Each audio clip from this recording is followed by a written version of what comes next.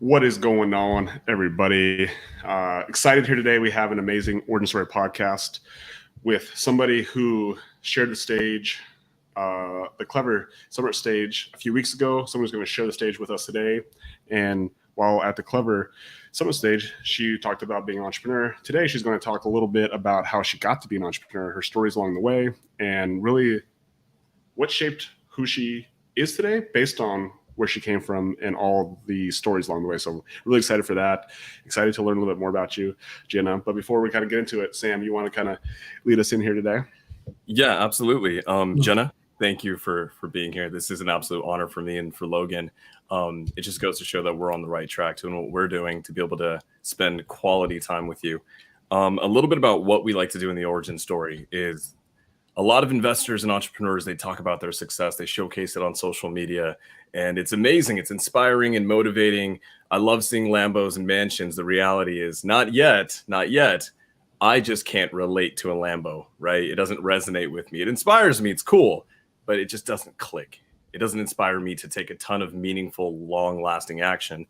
And Logan and I firmly believe that one thing that people always resonate with is meeting people who are ahead of them in life, but maybe went through a lot of the same trials and tribulations that someone's going through right now. And this is Pace Morby, who is one of my greatest mentors ever, taught me this personally, is that people don't resonate with the success. They actually resonate with the journey. So on the origin story, that's exactly what we want to highlight. So kick us off. Let's dive into the origin story of Jenna Hoover. Okay, so you want me to take you back to my childhood? No, I'm just kidding. So something that may surprise you guys is my background wasn't in real estate. So my background was actually in the medical field. So that's kind of where I started. So my degree is in radiology. So awesome. So some people are like, what the heck? Yeah. So my parents, they're Sam. Yes. Okay. Sam, you're echoing. Is that me? I am. That's maybe me. Let me turn that down. I'm so sorry. That's okay. I just didn't know if I'm jacking it up. So both my parents were in the medical field, and whenever I was in high school, they were like, well, what do you want to do? And I wasn't sure what I wanted to do. I took some courses to get my private pilot license. I wanted to do aviation. So I actually applied to a couple different aviation schools, got into those. Then I wanted to do psychology, got into all those schools. Then my dad's like, hey, why not radiology? And I thought, well, I'd just be taking some pictures, so why not? So I went to school for radiology, graduated, and then I got into medical sales, and I did that for about 7 years before I got into real estate. But some people say I drank from that golden chalice too young, because I was, 20 years old making six figures and doing really well. And at that time, I had met my first husband, and so he did medical sales as well. And so we had, a condo in the city. We had a house in 13 acres in the country. We had a piece of property in Shanksville where Flight 93 went down. We had motorcycles and boats and sports cars and all those things. And so you hear the stories about all these people that do all these great things. And when you talked about the whole Lambo thing, those things weren't the things that really interested me. It was just being a wife, being a mom, being, that type of stuff. So I didn't really enjoy the whole medical industry. So I decided, we both decided whenever I got pregnant with my daughter that I was going to be a stay-at-home mom. So I gave up that sales career and all those different things. And kind of how life takes a turn, we always have the rags to riches to all those different stories. And my marriage kind of fell apart. I kind of found out there was another life that I wasn't aware of, and the big drama. So, he came home one day and basically said, why don't you guys, go stay at your parents' house for a little bit? And so I packed up my duffel bag for myself, for one for my daughter, packed up my two dogs, and went to my parents' house, and basically stayed there. And so I had to be a single mom.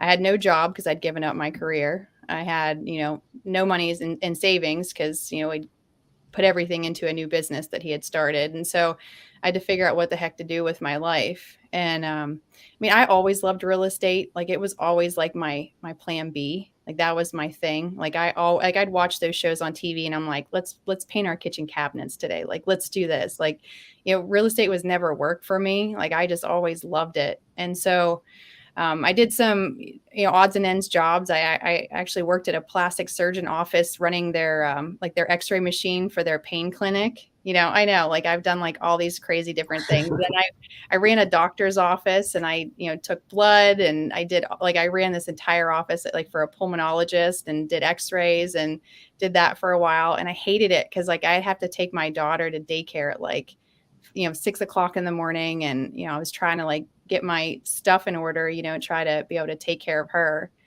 And so one day I was at the gym, I had Pandora on and I saw an ad for a real estate education company. And I was like, what the heck? Like, what do I have to lose? And so I went to this event, how they are, like the free event. And then you go to the free event and then they're like, for X amount, then you can, come to this weekend seminar. And so, I went to that. And, for X amount, like I could join and, be taught, and I could have 6 months of one-on-one coaching. And I like at that time I was like, cause kind of like, I kind of fast forwarded you guys for like 2 years of my life here, because like my daughter at that time, she was then around 2, and I'd met somebody and I had gotten, remarried. And, so, I decided to go to this course, and, my dad was going to go with me, and he went with me to the first day, and he was going to be my real estate partner.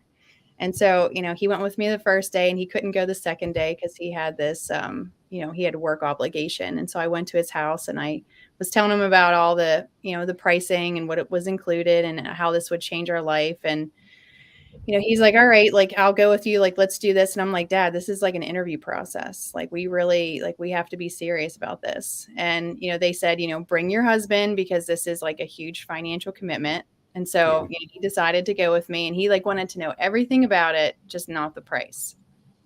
So like we go and I'm like, okay, not to talk, not to talk. Don't screw it up. Like this is like a legit interview process. And so like we go and we sit down at this table, the guy starts talking and my dad instantly folds up his arms and he's like, yep, this is a scam.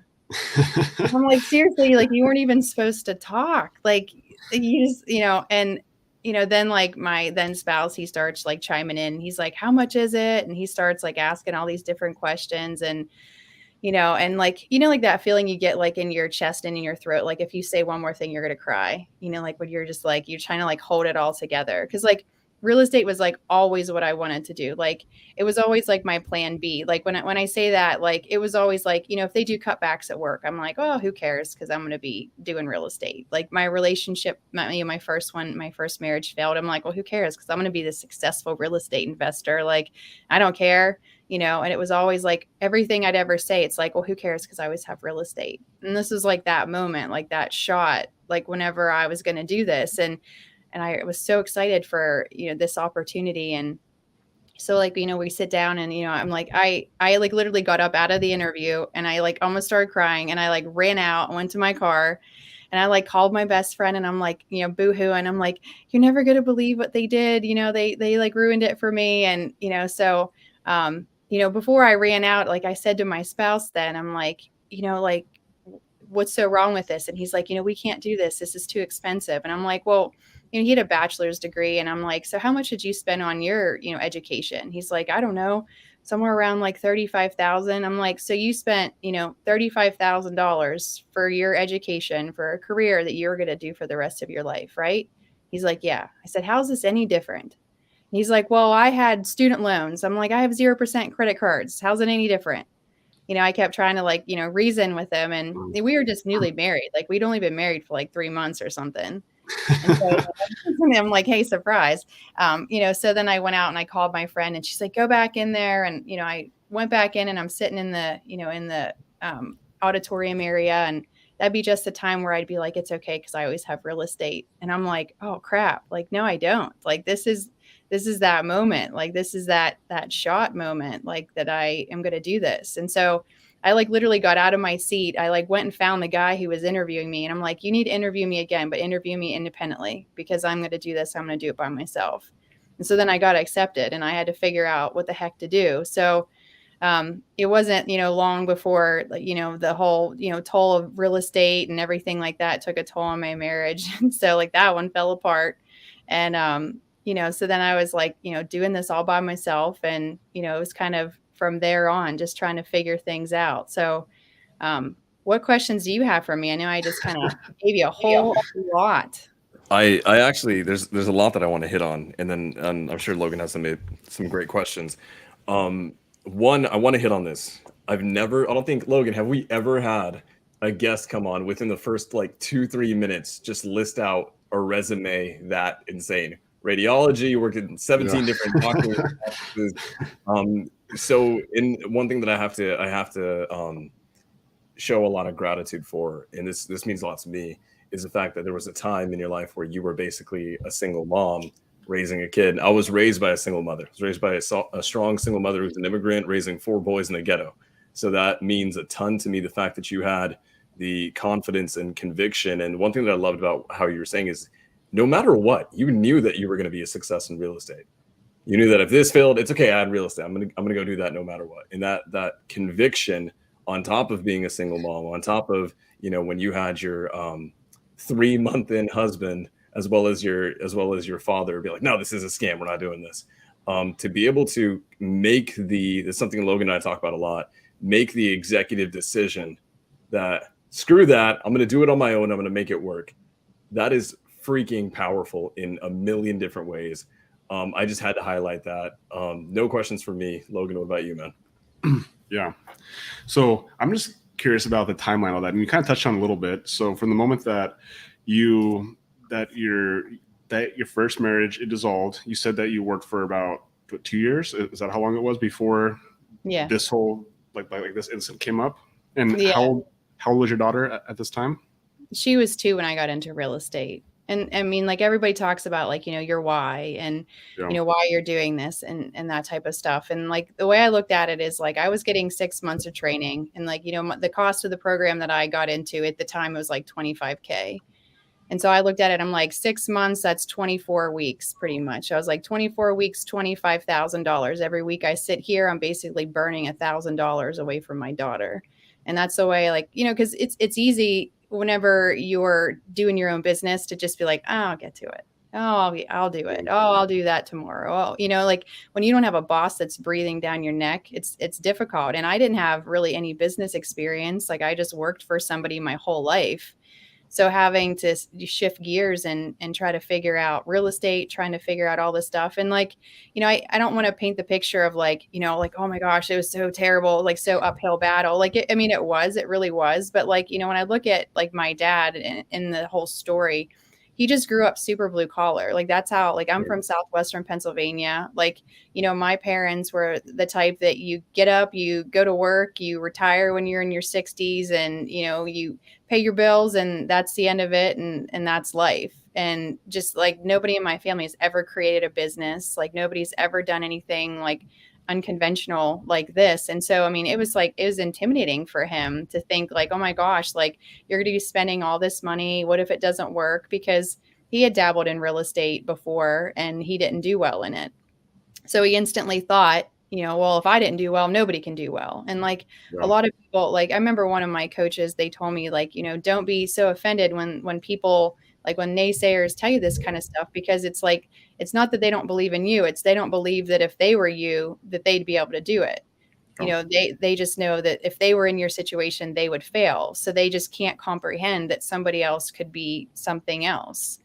And, my second husband, I mean, we're still really great friends. We were just better friends than we were in a relationship, just because, I look back and I'm like, I could have done a better job, as far as like putting my marriage first. But like, whenever it came to this, like, it was 0 to 60. Like, whenever I got into this, like, I went to my first seminar after I had purchased the program, and my coach is like, all right, guys, go out there, make 10 offers and see what happens. And I'm like, all right, I'm coachable. I had like 6 properties that I was looking at, and I went out and I made 6 offers, and all 6 got accepted. And I was like, now what do I do? So it was like 0 to 60 so fast. Like I moved forward on 5 of them. I was able to, keep one as a rental at one point, and was able to wholesale one of them, and I flipped, the rest of them. And I mean, but it was just like I didn't have the time to be able to like just sit and just wait for my business to either do well or fall apart. I mean, it was just go go go. So the question I have for you is, you obviously were very dead set on real estate, right? Even before you were in real estate, you just had this idea that your fallback was going to be real estate. And your family, clearly, like that didn't come from your family, that didn't come from an upbringing. Where did this idea of that real estate was your thing, or that was your fallback, that you knew was going to be your path? Like, where did that come from? I don't know. Like I would watch the shows on TV, and they would flip houses, and I'm like, that looks so easy. Or, like I want to learn how to do it. And like the only issue was that there was nobody in my area that flipped houses. Like I put up, like bandit signs, like the, we buy houses signs. And like there's nobody in this area that did this. I put up 5 signs when I first got into this. I had 16 voicemails the next day. Wow. Like it was like shooting fish in a barrel. So I mean, there wasn't anybody I could shadow, and I didn't really know what the heck to do. So I would watch those shows, and I'm like, man, like this seems like, I don't know, like whenever I just think of real estate, it never felt like a job to me. Like I just loved the transformation. I loved changing houses. I loved the environment. And it was super natural for me. Like I had a whole lot to learn, and I screwed up a whole lot, along the way. But I mean, I learned a whole lot, but I don't know. I think it was just in my blood from something. I don't know what it was. That's awesome.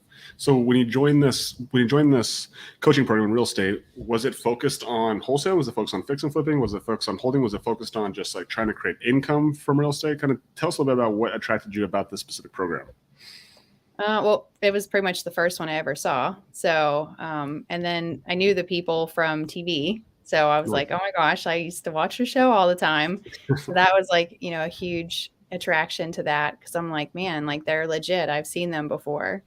And I mean, it was wholesaling, flipping, pretty much everything. And, at that point, like, whenever I was in medical sales, I was like, well, I can't do 2 things at one time. So I had to like make that jump. And I'm like, I looked at my bank account, and I'm like, I have about 3 months like of survival here. So if I don't do something, it's like, or get off the pot. So I just I had to make that, that huge leap of faith just to go forward in it. So, and I couldn't get into rentals right away, because I didn't have the W-2 job anymore to be able to, get any sort of financing. So I just had to flip houses. That's how I started. So when you got started with this coaching program, did you quit your job right away? Did you hold on to your W-2 for a period of time? What was your... I didn't hold on to it. I went full force, like full time, just because I knew if I had like that cushion, I'd be like, oh, I'll get to it. Oh, I'll do real estate whenever I can. And like, honestly, real estate is what I wanted to do. So it wasn't like, it's not like I wanted to have to, go sell radiology equipment to, hospital CEOs and then flip a house like on the side. So I went full force into it. But it's funny. Oh, sorry. Go ahead, Logan. One thing is funny, because you could have come back and done those as fallbacks, right? Because you'd had so many different skill sets that, ironically, the thing that you were saying about real estate is the fallback actually was the other things that truly were fallbacks in real estate. Was number one, that if you for some reason you could be successful flipping houses or wholesaling, you could have always fall back and done medical sales and done all those other things, which is funny, because that was your reason for being like staying in the job in other jobs. So I think that's just important to, like, people think about business is in like, it's a one-time thing, and if you mess it up the first time, you'll never get another chance. And that's just not the case. There's different seasons in life. Same thing with marriages. My wife, she's on her second marriage, and like, it's just like, if you fail at once, like it's just like you learn and you go on to the next one, right? And I failed in many businesses before. I failed in many relationships before. I failed lots of times, and it's really freeing just understanding that it's okay. Learn something from it and continue to move forward. And I feel like that's, so far, your story you've told has been a amazing example of just that. Just continue to move forward, and like be really focused on like, I'm gonna be in real estate. I'm gonna figure it out, and I'm sure that is going to as we start to unpack more, is like, where else have you seen that show up in your life in other areas, right? Yeah. So I want to talk about, this is one of the most important things, if not the most important thing, and that's mindset. In Sub 2, Logan and I, not just in Sub 2, but in the real estate community outside of Sub 2, I think it's safe to say that Logan and I talk to a lot of people who are trying to get into this game. They're newer investors and are trying to commit. And most of them usually, as long as they're not like, college kids, are coming out of like a full-time W-2 and they have a wife and kids, they need that form of stability. One thing that's really interesting to me is that you basically made the decision that if you're going to do this, you're going to liquidate your job, and you're not going to be tied down to that, and you're not going to have diverted attention, right? You decided, you just said that you're going to go full send into it. Now that is something that, because I talked to a ton of these people, and it is almost normal, and it's usually the regular thing where they're terrified of doing that, and it takes them a lot of mindset training. It takes a lot of analysis in your life, and then who you are as a person, a lot of soul searching to find yourself in a position where you're ready to full send. I'm going to quit my W-2. I'm going to leave that money on the table, and I'm going to go take this risky endeavor, and I'm going to go do it. I'm going to succeed. How did you get that mindset that quick?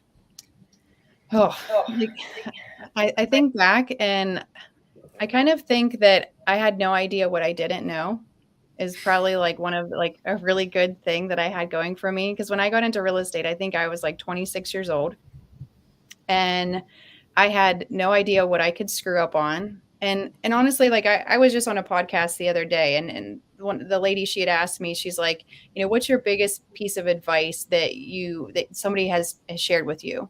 And I said, and she's like, and who was it? I'm like, honestly, like if I were to say like the biggest takeaway that I've learned, even more recent, it didn't even come from anybody. It's just something that I've learned through myself, is that I think that like the hardest thing for me was that not everybody is like me. And what I mean by that is like, when you talk about mindset, I just assumed whenever I got into this that if I was honest, people were honest. If I wouldn't cheat and lie, that people wouldn't cheat and lie. If I said I was going to do something and be accountable, then everybody was going to be. Like, I grew up extremely sheltered. I went to 13 years of private Catholic school. I was an altar server for 10 years.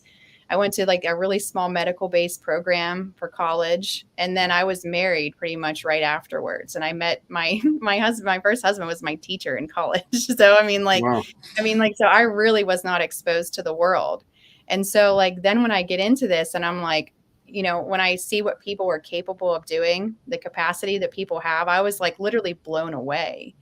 And so I was like, oh my gosh, like I had no idea like what I could screw up, what people could take advantage of, and all those different things. So like, if I were to talk about like, when it comes to mindset, like I had no idea like what the world was like. So that's why I think I just jumped in. So like, okay, like let's wing it, because I had no idea, what the industry was like. And I think, when I look at the mistakes that I've made, like, honestly, I almost wish I could go back and like console myself and be like, man, like you did the best that you could. That was unfair. That was an unfair situation. Or, I partnered with these like, two investors, and, they put liens on a property and then they tried to get refined. It was like a terrible situation. They were the financing, and then the financing wasn't there. And then I refinanced them out, and there was all these liens on the property that they put on it. And I was left with like 2 gutted houses and 17 grand to figure it out. And I was like those things could destroy an investor, or I had a project manager that like stole every tool that I had, over $10,000 worth of inventory and tools. And I'm like, oh my gosh. Like, I mean, even like broke into my house and like stole things personally from me. Like, so when things like that happen, like I had no idea what people were capable of. And so you like really get a thick skin on that type of stuff. But going back to your question, like when it comes to mindset, like I'd went through a whole lot of crap in my life in a really short amount of time. And it's only been like more recent that I've had the time to really sit down and like really process like, whoa, like what did I go through? I went through like a marriage and, and an affair, and then raising a child by myself and figuring it out, then a failed marriage, and, doing business, and like all these like major, like life-changing, life-altering moments, and I didn't even have time to process. Like, it was almost like, okay, that happened, moving on, this happened, moving on, so it was like, go, go, go. And so, like, I don't think I even had time to be scared, because like I had so much going on that if I were to sit and focus on the fear, then I wasn't going to be able to focus on what I had to do. I mean, it was exhausting. Like, I was a one-man band. Like, I didn't have a business partner. I didn't have a family that supported it. Like, to them, it was like, why are you working so much? Why are you always on your phone? Why are you always here? Why do you have to go to this training? It was always like a fight. Like, I felt like I was fighting and clawing myself, like, my way out. And like, this, like, the best analogy that I felt like, it was like, I felt like I was always climbing a mountain and somebody was throwing rocks at me, and I get to the top and I realized the people that I'm doing it for were the ones throwing it. It's how I honestly felt all the time. It's like, I would be doing this stuff and it'd be like, why are you doing this? And I'm like, but like, then they understood after the fact. But, I think of how much more successful I could have been had I had more support and more stability with a lot of the different people in my life.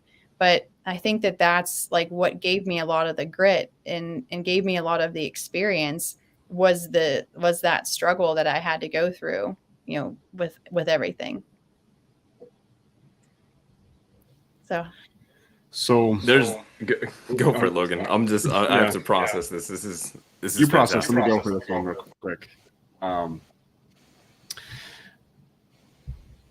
me touch on. Let me ask something on this idea of like all the struggle that leads up to kind of where you're at right now. Like, you talk about it as it happened so quickly that you didn't have time to truly process it from a standpoint of like sulk, right, and be sad, because you were like, you had to keep on moving forward. And I think there's actually so much value in that you can, like, you actually made the choice, whether it was conscious or not conscious, that you could focus on poor me, or you could like, what's the solution? What's the solution?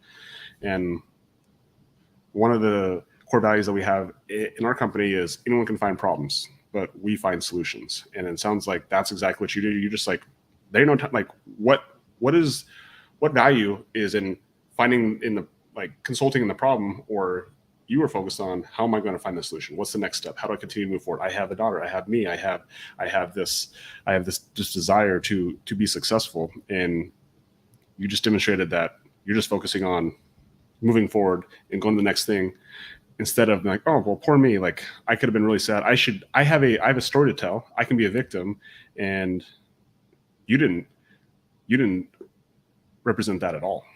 I always say you can't be a victor if you're stuck playing a victim, and that's like one of my biggest things. And like with my daughter, like she was 2, and like I had to make like real estate fun. It's like, oh, we're going to go to Home Depot. You're going to go with me, look at this house. You're going to go with me and talk to the seller. Like, she would be like, hanging out with me while I'm talking to contractors and getting material. And I mean, it was a lot of work. And like, sometimes like, I look back and I'm like, man, like I wish that wouldn't have been our life in that moment. Like, I wish it would have been not a struggle in addition, to having the joys of real estate. But I mean, I guess it's just had to be the way that it was, I guess, is the way I look at it.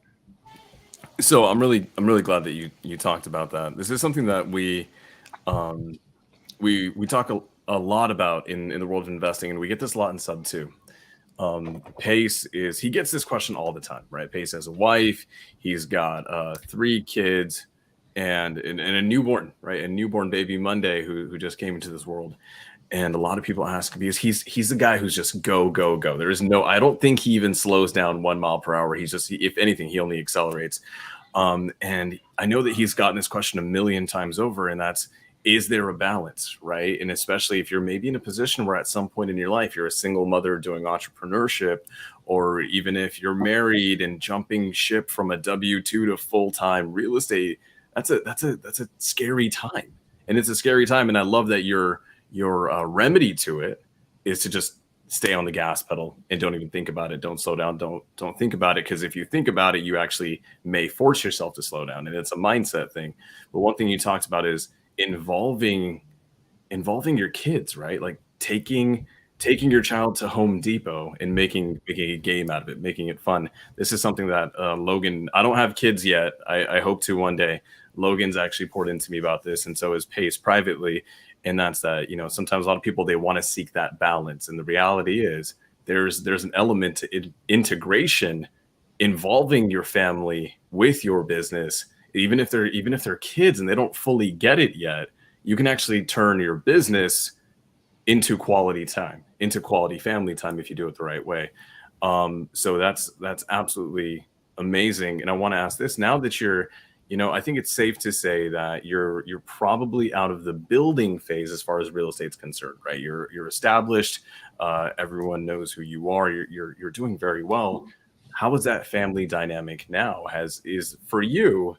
Is there a separation now? Is there maybe that kind of classic thing that people are looking for in terms of balance, or is it just fully integrated?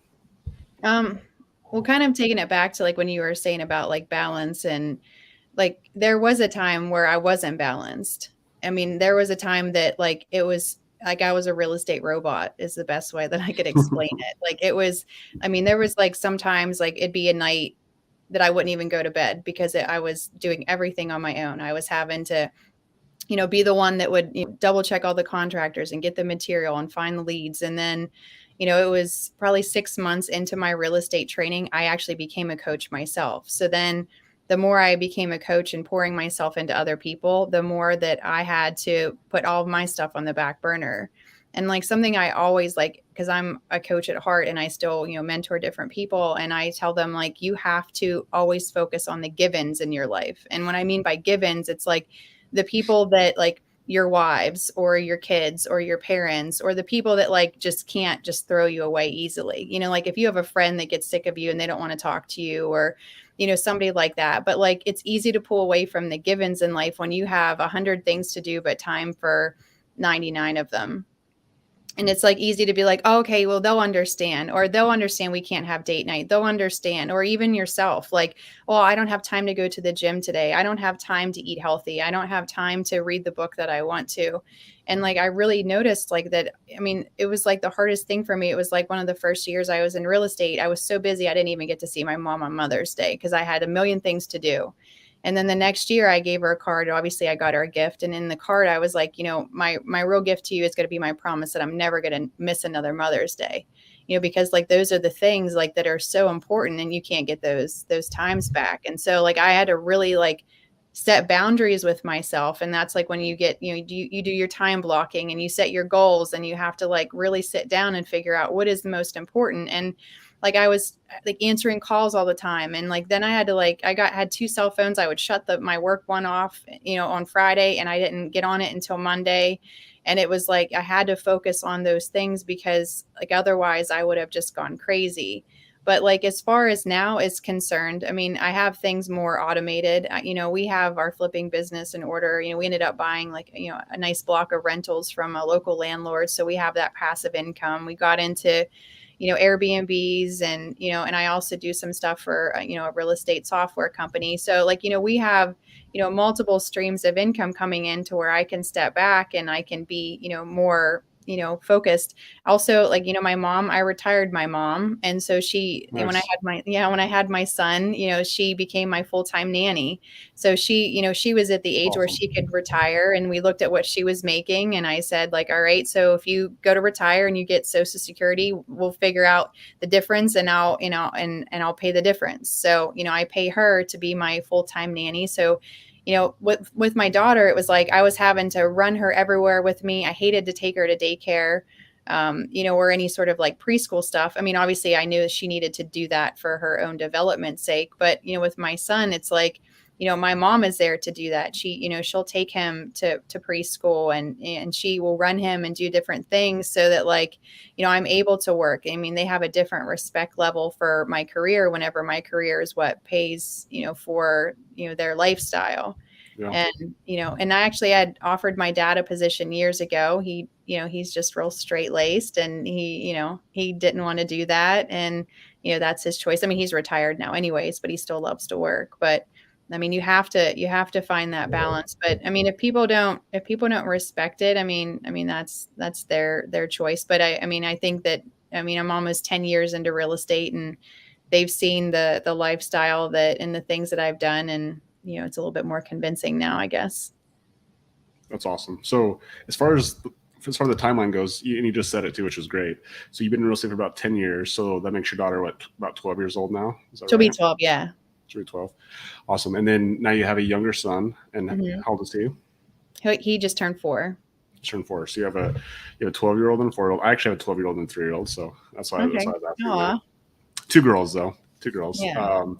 And so it sounds like now you have your mom, who's your full-time nanny. And so tell us a little bit about your business, how it's evolved from 10 years ago when you started to what it looks like now.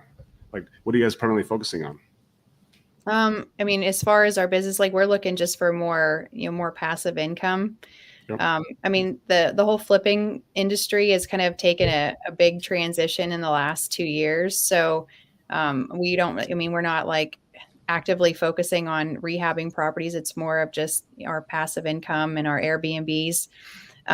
I made it a goal to just learn Airbnbs. Like I didn't really know a whole lot about it. And so I, got a mentor last year, and then I got my first one. And I mean, it was just like sheer luck. Like my yoga coach, she's like, she had this property and she's like, my dad passed away. Can you find me a good tenant? And she told me where it is. And I'm like, yeah, I'll find you a good tenant, me. So I'm renting it from her and doing an arbitrage. And I mean, we're bringing in, thousands of dollars every single month with just one. And, it's a mobile home. And I'm like, just found out there's like a couple local mobile home places that are in that same area that were, for sale. And I'm like, man, like I want to be getting all these different mobile home parks is our goal, what we kind of want to transition into. But I mean, honestly, like people say, like, what are your long-term goals, or like, what do you want to do? Like my main goal is just to be a stay-at-home mom. I mean, or even just a stay-at-home mom with a full-time job. Like, I don't want to have to go out and do, different things. Like, I don't want to have to always go and evaluate houses. Like, I really don't anymore. But, I have, different team members in place, and actually, like, who my son's father, I met him obviously through real estate. When I got into coaching, he was actually the first real estate student that I ever coached. So it kind of was like a turn of the table. So like now I was the teacher with the student, I guess it just lucked out that way. You married your first teacher, and then you turned around and coached your second husband, right? Yeah. So I say like results not typical for me as a mentor. So like, I mean, he was actually from the Kansas area, and he was like one of my first students that I mentored. And I mean, I had a ton of leads coming in. I couldn't evaluate them all. I needed an acquisition person. This was like, years and years ago. And he's like, well, I can do that. I can kind of be like your VA. And so he was like evaluating stuff, from Kansas. And I'm like, this is, I mean, yeah, thanks. And he's like, but if I'm going to do this like legit, because I really wanted to like build out my wholesale side of my business. He's like, if I'm going to do this legit, he's like, why don't you just have me move there? And I'm like, okay, that sounds really creepy. Like I don't really know you other than virtually. And I had somebody that like, it was a really creepy situation. I had somebody that was like supposedly like a funding source. They were like, hey, I'm going to fly into Pennsylvania. I'm going to check out your properties. I work with this like big financial person. Make sure you're legit, which I could, respect that. And this guy comes in, and like apparently he got like this one-way ticket. And then he brought his son, this guy, not like who I'm with, like this is like this other guy. And he like flies in. I didn't realize he didn't have a one-way ticket. And I'm like, whenever he was coming in, I tried to be like a very good host. So I'm like, I have this house that's renovated. I'd staged. You can just stay there. Don't even worry about a hotel. I have an extra vehicle. Like, don't rent a car. Like, I was like really trying to like give him like the red carpet. Turns out he like didn't even have a driver's license. It was so sketch. And so then like I'm getting ready to like take him to the house, and like my real estate coach is like, do not take him there. Like, you're going to get a squatter. Like, and so I like took him to this hotel. I like paid for 2 nights of his hotel. And he's like, so what's the address of the place? Cause I'm going to have all my dog and my son's toys shipped out. And I'm like, how long are you planning on staying? Like, I had that house under contract to sell. So like when Adam, my partner, like said he's going to be coming up, I'm like, hold on, creeper. Like I already like just dealt with that, And so ended up obviously not being a creeper.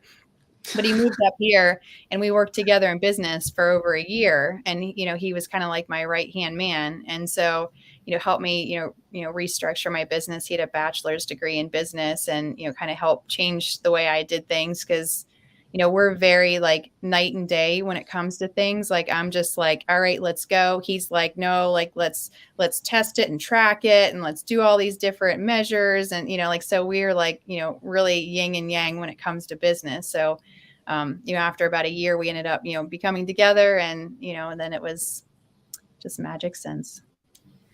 Okay, I have to say this is just so funny to me, and I think Logan saw me react to this.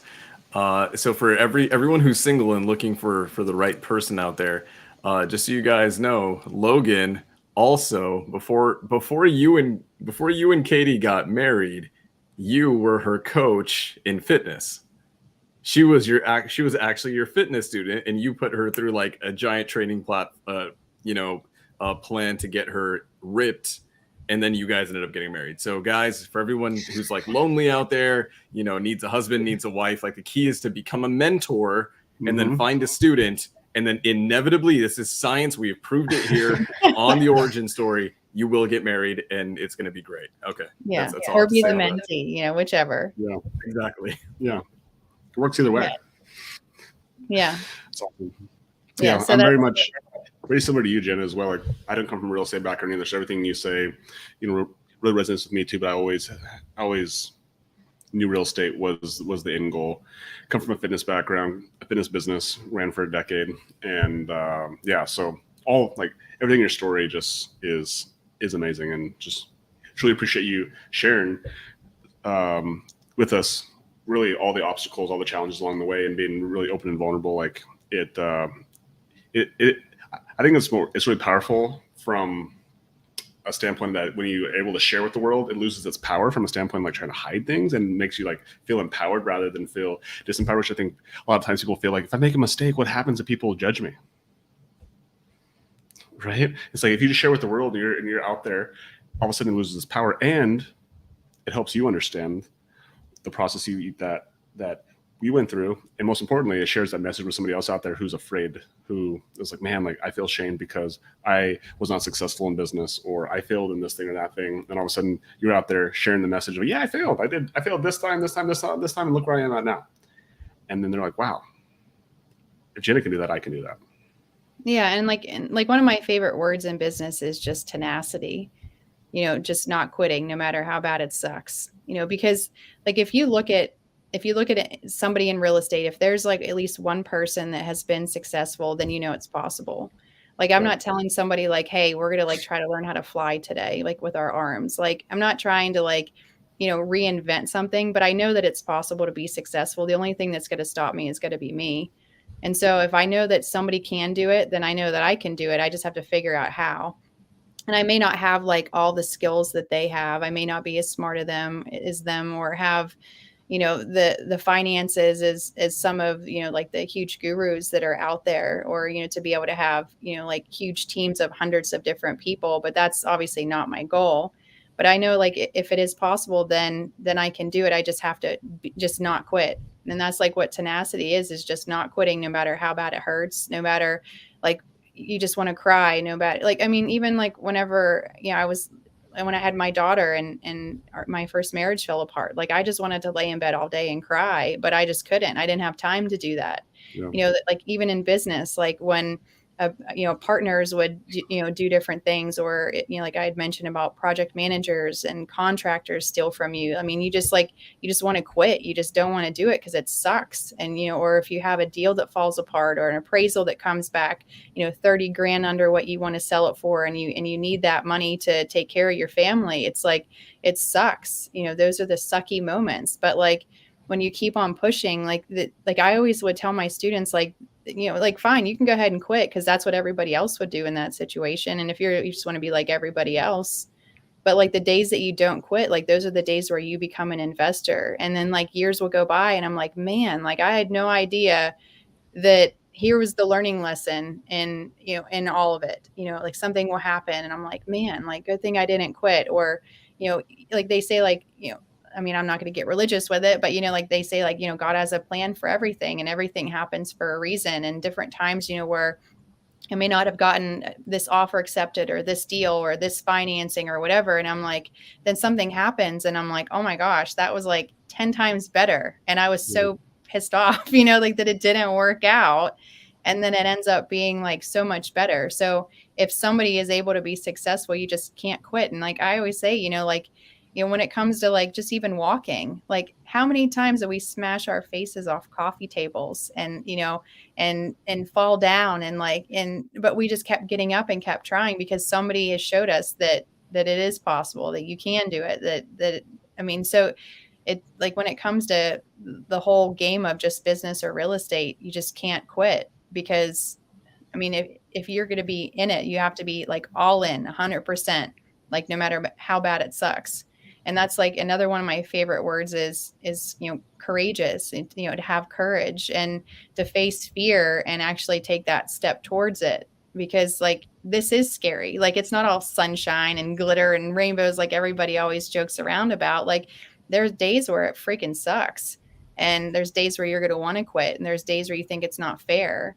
But, those are the days that separate you from everybody else, because those are the days where, the 90% of the people quit because it's scary or they don't want somebody to find out. Like, the people that usually fail or quit, it's just the people that gave it like 90%. Because if they would have given it 100% and failed, then, oh my gosh, they'd have to tell somebody that they failed. But if it was like, it wasn't for me. No, it's just because it was hard and you were a chicken and you just didn't want to do it. So, that's usually what separates somebody, like when they quit, it's because they didn't ask somebody. Like when you find out different people in real estate, like failed or they went bankrupt or whatever, it's because they were too proud to ask for help. Like, how many times that like things suck and you have to ask somebody for advice or ask a mentor for something. And, I remember like years and years ago, like I was going through like different financial struggles. And I remember like one of my mentors, they're like, give me a list of all your credit card expenses. Like, show me all your different cards that you have that you owe different things to. And I'm like, I can't show you like how much I was in debt. Like, I can't do that. Like, that's so embarrassing. But it was like, I felt so vulnerable and so ashamed of myself. And like, I put it all together on a spreadsheet and I sent it to him and he's like, all right, here's our plan. Here's how we're going to fix these things. But if you can't face it and you just run from it and hide, well, then just, get ready to throw in the towel. So there's so much there. Oh my God, there's so much there. I have to, I wonder if we can show this. Donna's right. This is a fantastic interview.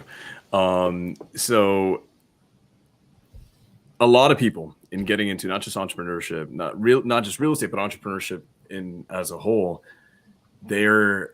sometimes they can be paralyzed by a fear of a lot of things. And I think one of the most common things is a fear of failure. And this is something that in the beginning I had to kind of figure out and wrestle with. I finished grad school last year and I'm like, okay, now I got to figure out what the heck I'm going to do. Decided entrepreneurship, decided real estate. And then I remember having to go through that, right? Figure that out. Because there was a fear of like, I've never done any of this stuff before. Like you, I didn't have a family of entrepreneurs who were like successful entrepreneurs behind me to like kind of give me, kind of a game plan. Because reality is a lot of sales and a lot of business. There's a ton of parallels. We didn't have anything to go off of. I just had to figure it out, went to YouTube University for a little bit. And there were a ton of fears of spending money, of putting effort in and losing that time. A lot of fears of failure. And then I met someone who was really important in my life. He's one of my great mentors now. And then he talked to me because I in my perception of this person was that he was fearless. He just did everything. Anytime he had an idea in real estate, he just went and did it. And I kept seeing him screw up. And I was like, dude, you suck at some of this stuff. Like, aren't you like, is this, do you feel, and I openly, I was like, are you worried about people seeing you mess up this much? And then he told me something that I'll never forget. And he said, I'm actually not afraid of these little failures.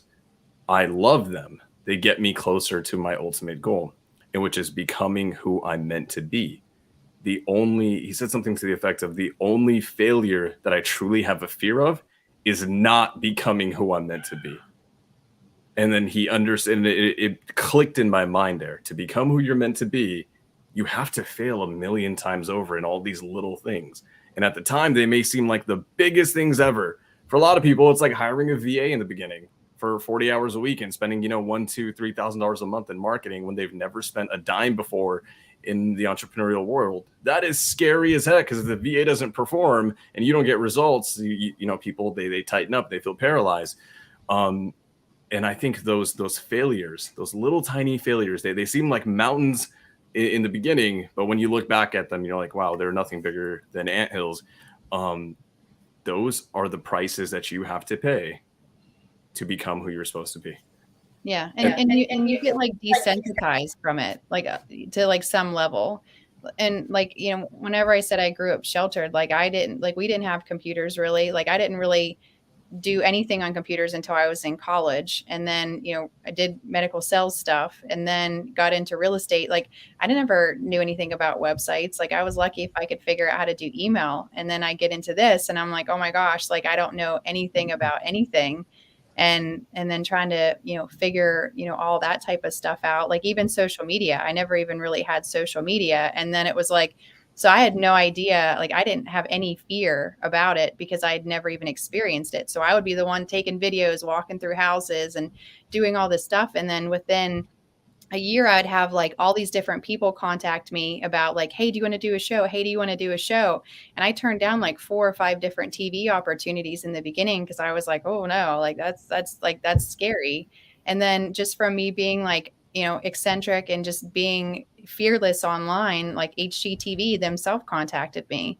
They're like, send me a 10-minute video of who you are, what you do, and how you do it. And I'm like, all right. So like I had all these videos that I would just take of me like, laying out, like not really laying out. I'd be in jeans and like a t-shirt, but I'd be like pretending to lay out, my contractors are working, or, I'd be, loading material and doing all this stuff. Or I'd be on like those plaster stilts and, pretending like I was doing stuff on the walls. And so I had all these different videos and I compiled this video and they're like, we freaking love it. So they came out and they filmed for a day, like for like 13 hours. We did a sizzle reel and then they're like, we love it. Like, let's do a show. So then that's how I got a show on HGTV and DIY, just by just being fearless. And like, the thing is like when we have that fear, we're getting in our own way, and it's like our own, just petty little fears. But like you said, your friend, like about how he feared just not being who he was supposed to be. And I feel like we each have such a huge purpose that we're intended for.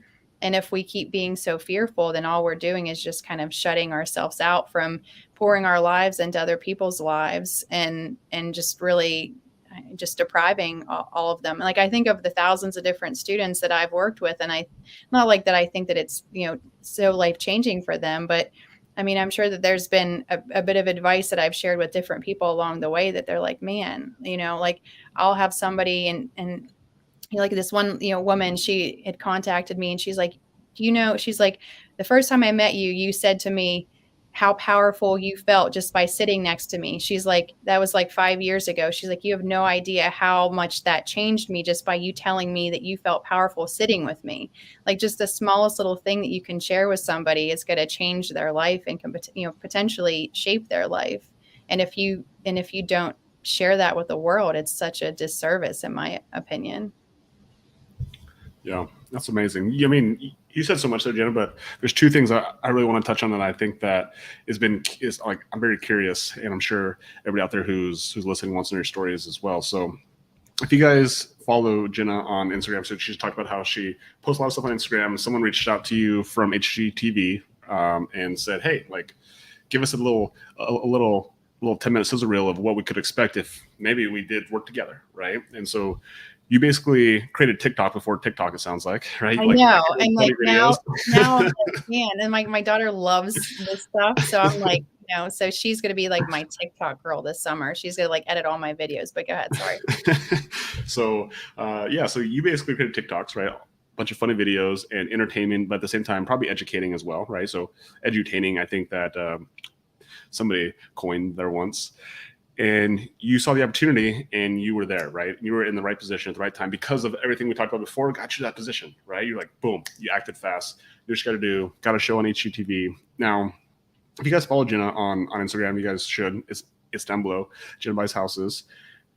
You'll notice that she has pictures with all the big wigs inside the real estate industry, all of them, right? Very, very well connected. We have Chris Crone's on there, Pace is on there, Kiyosaki's on there, Cody Sperber, like all the guys who are big in the real estate game, like Jenna knows and she's got relationships with. So tell us and the audience as well, like what is, maybe do you have a strategy? Is there like a technique they use? Like how do people get as connected as you are in the real estate game? And it can just be like, it took a long time. So, but just really curious.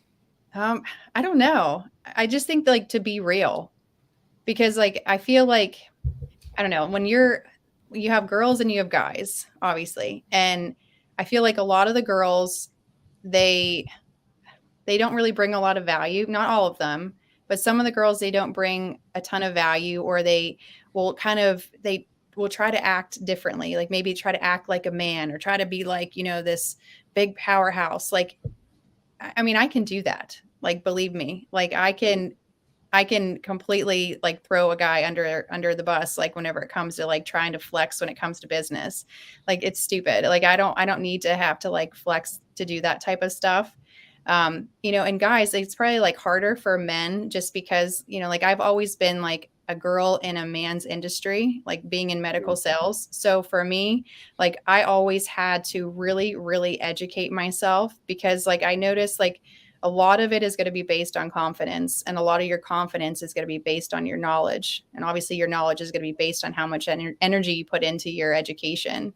So like I'd be like, as soon as I started in this, I'd get like people that would constantly try to challenge me. Like, oh, you can't do that. You can't do this type of foundation pour. You can't do this on your house. You can't like, and I'm like, and I would just basically throw back, like, like I would fight back a little bit in the beginning, but then I got like a better reputation as far as like really knowing my stuff. And then whenever, I would meet different people, I would be like completely real. And I think a lot of times, like whenever, like, let's just say like you were to be in the green room with all these different real estate gurus. Like a lot of times people like act like groupies, not, and they go up to them and they talk to them all the time about like, oh, tell me all this stuff about real estate. Like they're real people. Like they don't want to always talk about real estate. So like whenever I go up to them, I'm like, I ask them about their family. Like, what are some of the things you guys like to do? And you just act like a real person to these people. And then you're a friend. And so like whenever you can prove that you know what you're talking about and you're a real person and you're genuine and you don't have ulterior motives, like I remember like whenever I first got into this, like I was working with one of the real estate education or like the real estate software stuff that I do now. They had me become like a spokesperson for them like years ago. And like some of these girls in real estate, they're like, how do you get like, all these like opportunities? And I'm like, I don't know, like, I'm just friends with the different people. And, and it's like, then you see all these girls that are trying to be like groupies of all this stuff. And it's like, look, like that, first off, as a female, if you want to get anywhere in real estate, that is not the approach that you want to do, because that is like the worst thing that you can do in this industry. Like you have to be respectful and reserved, and you have to know your worth, and you have to earn it, and you have to be like, very, very respectful when it comes to that type of stuff.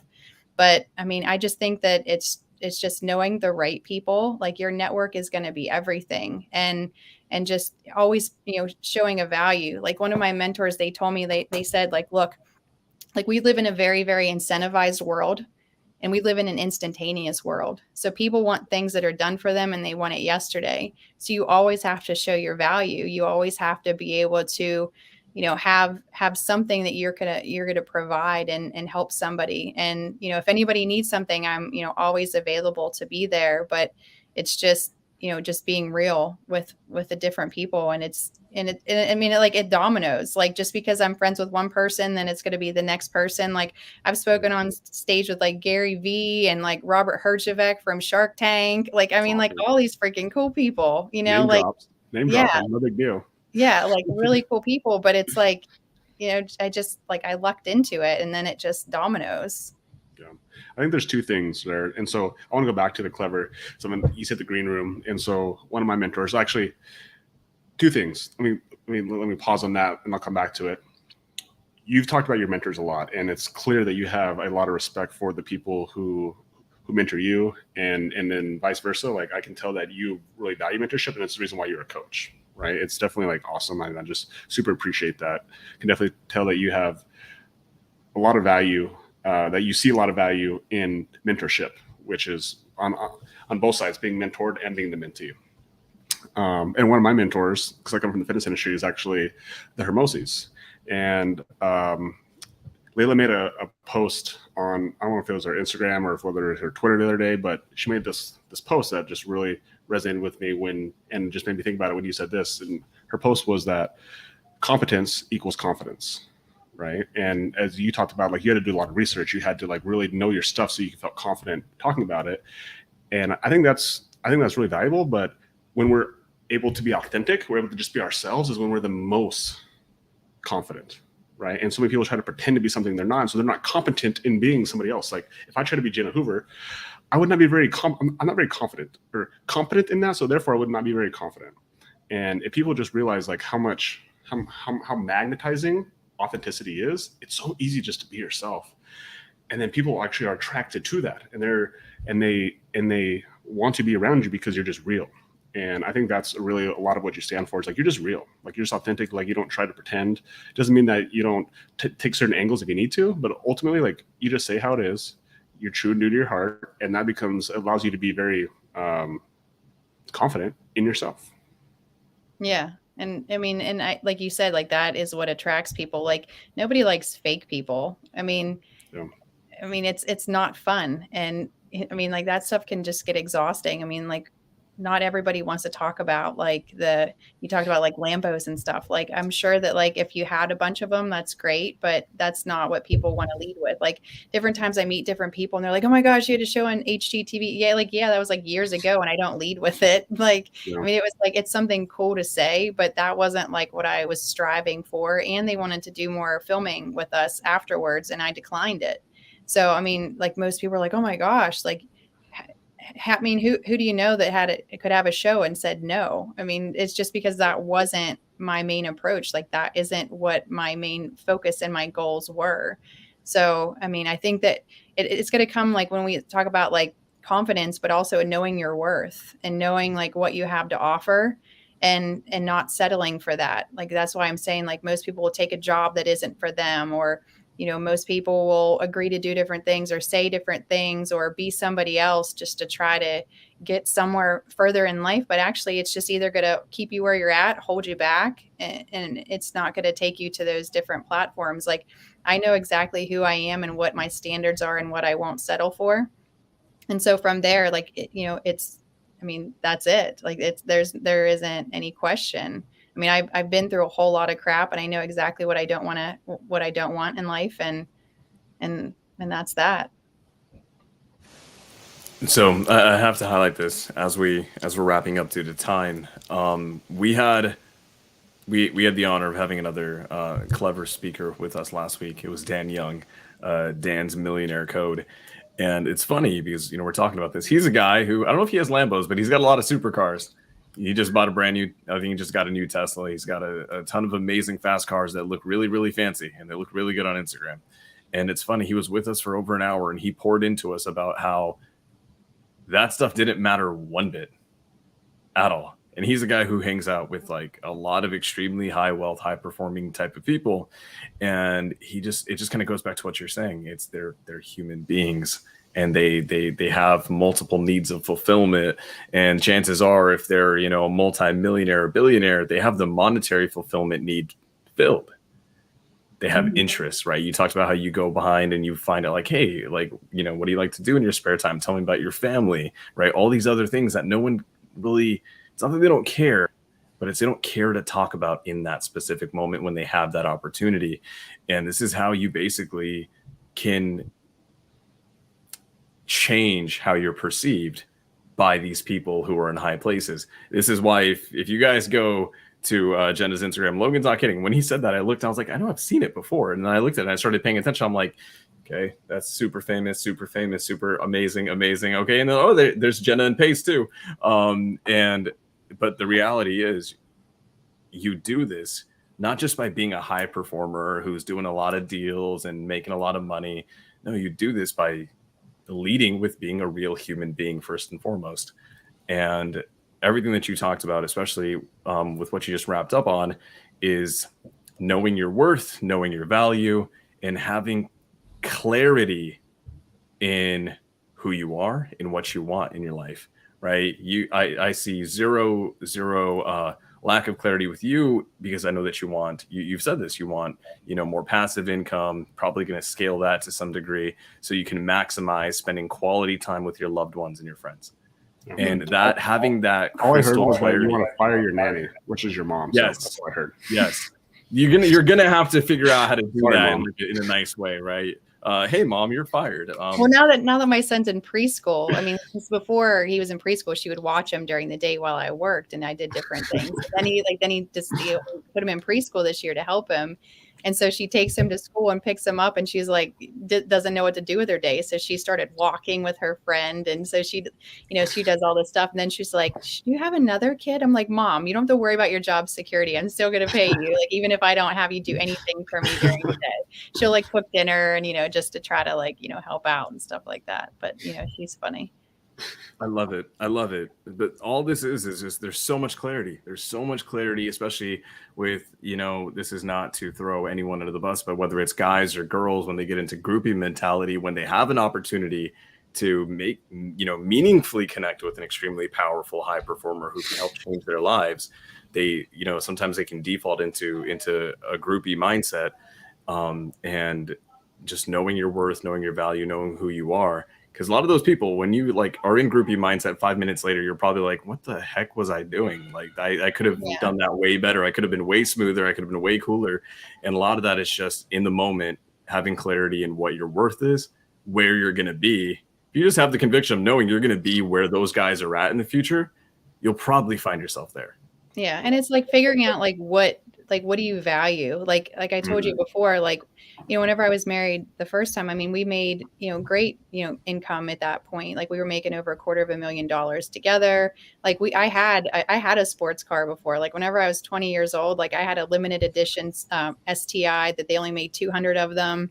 And, so like I had like the really, really fast sports car. Like I did that like whenever I was 20 years old. And obviously like I sold that car, but then when all that fell apart and I didn't have it anymore. And then I realized like, oh my gosh, like that was what I was putting my value on, like having this and having that and having this house and this car and this motorcycle and this boat. And then like whenever it's all gone, it's like, then I'm left with whatever I'm left with, which is, the only thing I ever wanted was my daughter. I wanted that family. And so, I just think that people, like, no matter how much money you have, like whether you have enough or you have an abundance, like no amount of money is going to make somebody not be a miserable person. Like, if you're not fun and if you're not excited about different things, like if you don't have hobbies, like people don't know a whole lot of stuff. Like, I'm a certified doula, like, which is like a birth coach. Yeah. Like, I've gotten like a whole bunch of like, energy healing certifications. Like I work with like my local chiropractors and I do, different things with them. Like I do all their social media and all their marketing for them for fun, to help them out, Awesome. To increase their business. Like, fitness stuff is like huge for me. Like I had scoliosis and I have been like studying like Joe Dispenza and like Wim Hof and all this stuff over the past year and was able to reverse my scoliosis in the past year and a half.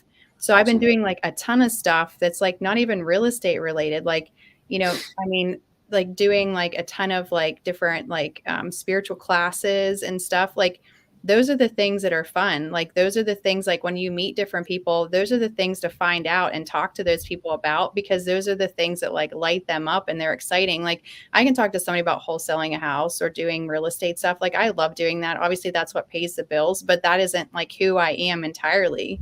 So it's just like, no amount of money is going to make me want to give up my fun hobbies. Like if somebody said, Logan, you can't run anymore, you can't do any of those things, like that would just like destroy you, because like that's who you are as a person. And, figuring out what your hobbies and your passions are and the things that light you up, like that's what you're working towards. And it's, I could probably get a Lamborghini someday, like if I wanted one, but like I can't even put my kids in it. So like, what would I want that for? I mean, that's like so lame to me. For the gram, Jenna, for the gram. I don't even like, I just like, it's just only the Chrome, Kiyosaki, Pace, Lamborghini. Well, I mean, like Pace, right? Pace says like what, a Prius or something is like yeah, exactly. Because it's he's got a baller Prius. He absolutely does. that isn't like what lights his fire, because it's his family and it's his like conviction to his mission in life. And that's how you know he's different from other people. Not saying that if somebody has one, it's, like that maybe is what they're super excited about. But I would most likely tell you that once they get that, if they've worked their whole life for it, then it's going to be like, then what else? Because you're just going to have that like what's next mentality, because you're going to find it won't fulfill you, because that's not what fulfills people in life. It's more than that. I think you hit on a really amazing point, especially for people maybe who are in the game of real estate or just in any business for that matter, and aren't to the level that you're at, Jenna, and they're still building, right? They're still building, they're still growing this thing. Like what you said is really profound, and it's actually mentioned at the Clever Summit as well by Cole Hatter. He said it really, really well, is that real estate, like making money and even multiplying money, it's not the end game, right? It's like making that money matter. And they talk about making money matter in a charity way, but also it means like making money matter in a way that you can just choose to spend your time, because you're no longer spending your time working for money. Now you can spend your time with your daughter, or you can spend your time working on your fitness, or you can spend time doing whatever you want to. Like it doesn't have, like, I think a lot of times people view charity as, like it has to go to a specific cause, but sometimes it can be a self-charity. It can be things that are passionate that maybe don't fall in line exactly with what people deem as a specific charity. I think that's what real estate truly is it's not the end game. It's one of the games to get you the freedom to do what you want. And I think that's so powerful that you said that. And another thing, anybody who doesn't know what an STI is, it's a Subaru WRX, right? So for all you people out there who maybe aren't car fanatics, is a really fast car. Sounds really nice. And then the second thing is both my kids were born at the birth center, and we had doulas for both of them. And so I love like our doula with our last, like she saved the day. I'm just sitting there like my wife went into the, like, we went from the midwife saying you guys can go home to her giving birth within like 2 hours. So I was just like, oh my gosh, like she's like the midwife said we could go home, and now she's like literally giving birth, and it happened in 10 minutes, and the doula was like taking care of everything. I'm just like, oh my gosh, amazing.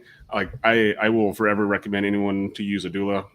Takes care of every piece of the process. So like me and my wife can experience the whole process. I don't have to worry about coordinating anything. I literally don't worry about anything. I just I get to experience it. My wife gets to experience it, and we have somebody who is able to make that process actually like being in the moment and not having to worry about the tactical, tedious things. It's like having a personal assistant for the birth, and it's amazing. And that's just like in the birth. Like that doesn't include like pre-birth as well. Like they take care of so many stuff. So anyway, those are the things that I want to point, because I don't know if a lot of people know what a doula is, or if they didn't know what an STI, a WRX STI was. Yeah.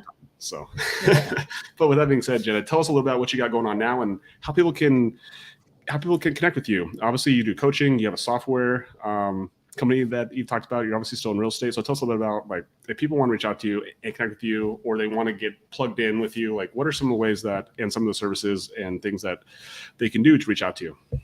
Well, on pretty much every social media, it's at Jenna Buys Houses. And when we were at the Clever event, somebody had asked us when we were on stage, like, what are some different things that, you want to improve on in your own personal business? And I had said, like, everybody's like talking about all these like really high level things. I'm like, mine's like to get my social media booming more, because like everything that I've done, like, TV show, all that stuff, it's all been organic. Like I never had to pay for ads. I never really did anything like that. And like when I first got on social media, it was like Facebook was like, way bigger. And then like Instagram, I don't even know if it was even out. So like, and then for the longest time, because I had a social media coach last year, and they were like, make sure your Instagram's on, public. And I'm like, oh, whoops. So like, I never even had it. I never even had it on private, or it was on private. So like, I just made it public. So now, like, and this one girl came up to me after I got off stage, and she's like, I went to your Instagram, and she's like,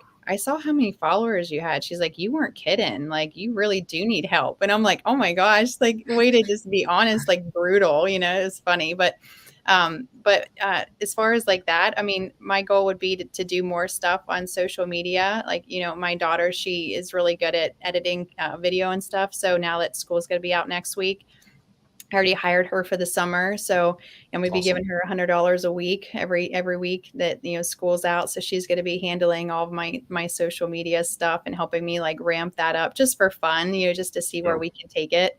And I do, I work with like I said, a real estate software company. So, I do a lot of fun stuff with them, and I, do different type of mentoring. So like on any sort of social media realm, you can, find me at Jenna Buys Houses. But I mean, like I said, we're going to be, ramping up our rental portfolio, more Airbnb stuff. And, I would expect that, and we're going to have a lot more really cool opportunities. I was actually asked to speak on at Kent Clothier's event coming up in September. I have a Nice. women's event Congratulations. coming up that I need to speak at for a women entrepreneur event. So probably more speaking events. I just did a whole course that I did a training course on camera confidence. So like learning more on, being behind the camera, in front of the camera, more filming stuff. So I wouldn't be surprised if we have more like filming opportunities in the future, probably TV show stuff if we would want to.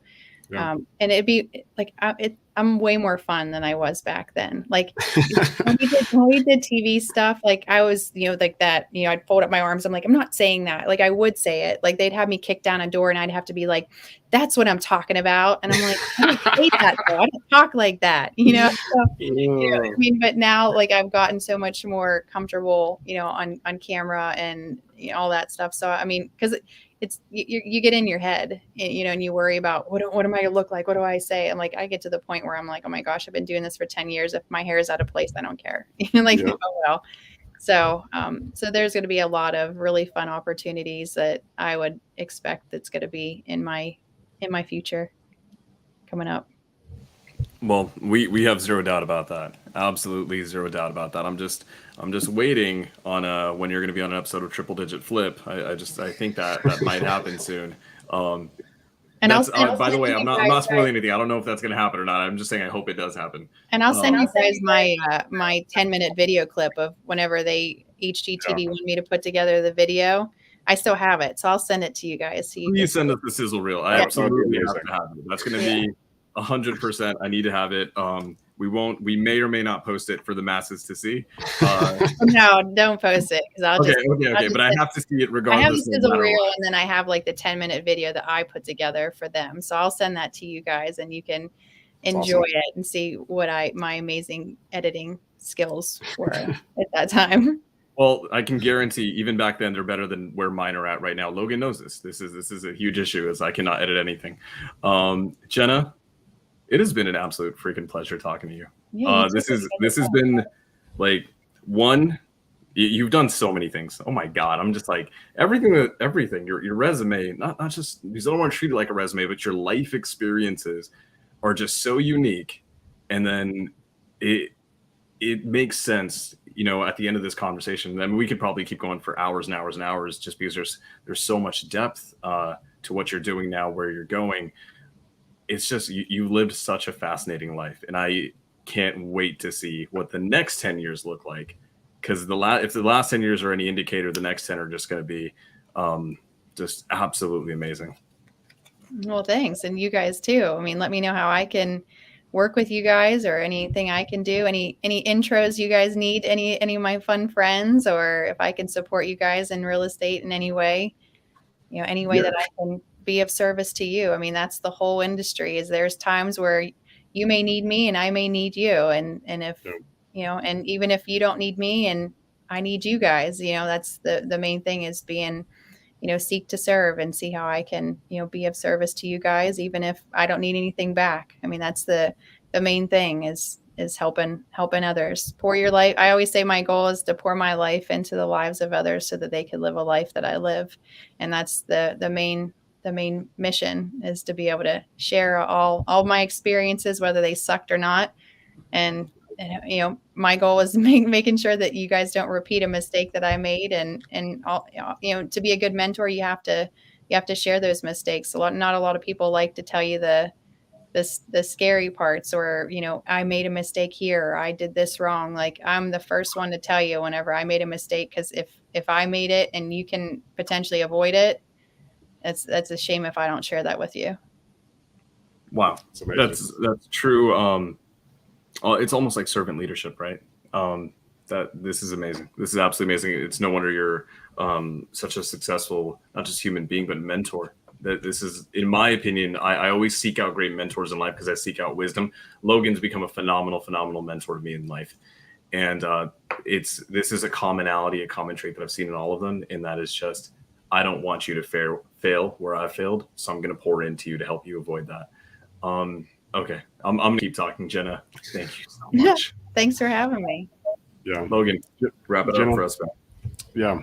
Again, we just want to thank you so much for giving us your most valuable resource, and that is both your time and attention, right? And for sharing your story with us today. And I was really attracted to you before I even knew you because I could tell you were a giver, right? I can just tell by the way you act and the way that you present yourself that you truly are somebody who values service. Again, and you demonstrated that many times with how you talked about mentors and then being a mentee as well. And I think there's just so much value in being somebody who is service first and being authentic as well, because it's really easy to be authentic when you're out there with true intentions. And so back to what you said about us doing business together and being in connection, like whether it happens soon or whether it happens in the future, like I would love to be in service to you and be able to help you. And, in this moment, like you were very much in service to us for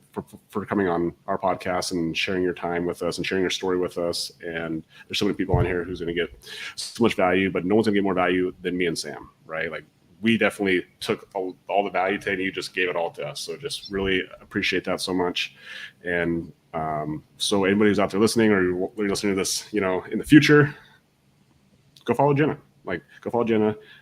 She just told us that she's going to be posting even more on the social media. She's going to be going out there. And so go follow her, reach out to her, and again, be a giver. So don't come out there asking her what you can give from her, but what can you give to her?